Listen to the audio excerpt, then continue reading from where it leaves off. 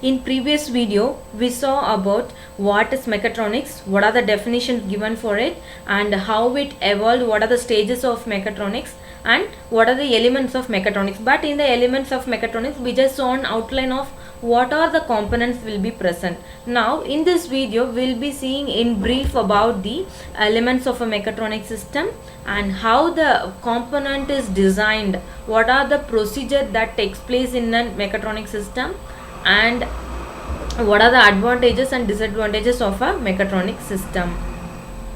Now this diagram, this flowchart, it shows about the brief explanation of a mechatronic system. So it starts with the actuators and sensors. So actuator means it is used to start the system. So it can be a solenoid or a DC motor, stepper motor, servo motor, hydraulics and pneumatics actuators.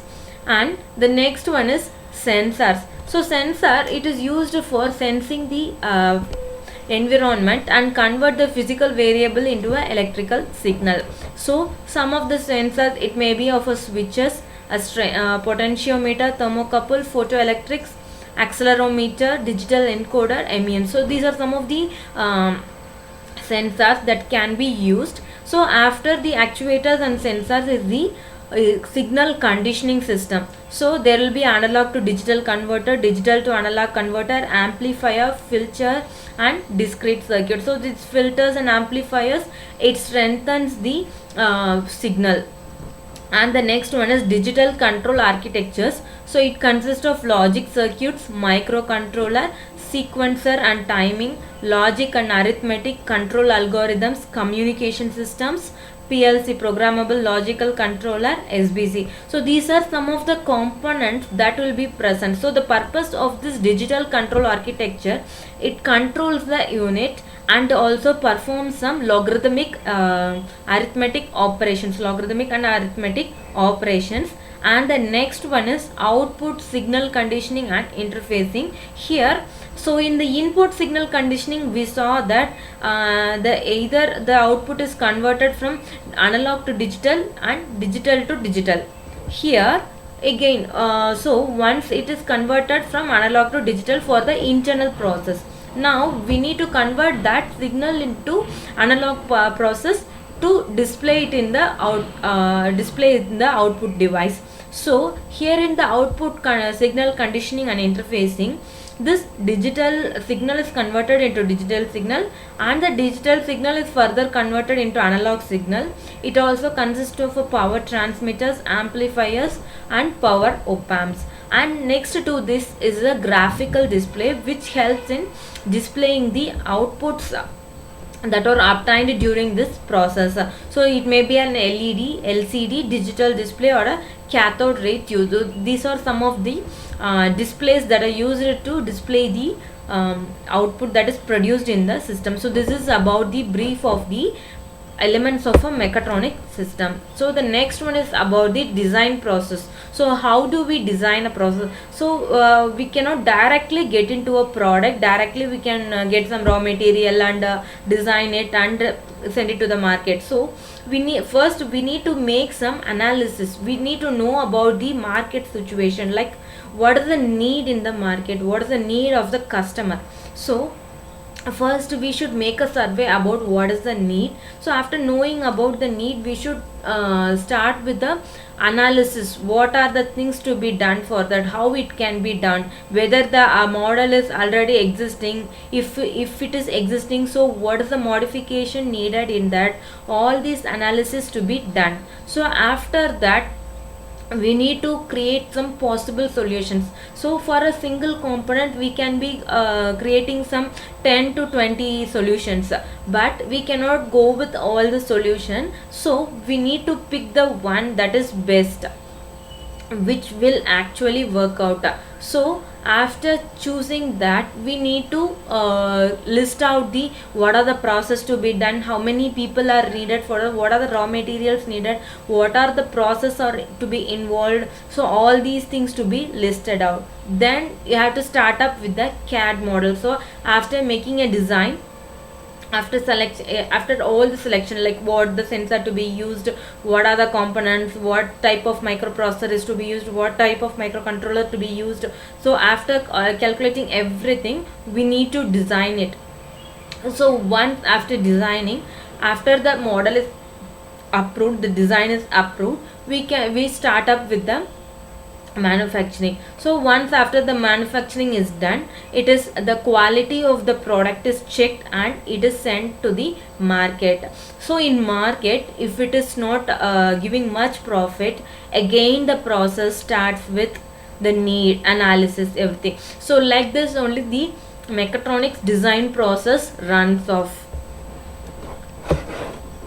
So the next one is about the advantages of a mechatronic system. So what are the advantages of this? It made our life very easy. That is one of the biggest advantage. It is a very much boom to society, because if there are 10 people in a family, and if we need to wash their clothes daily, it is not at all possible for a human.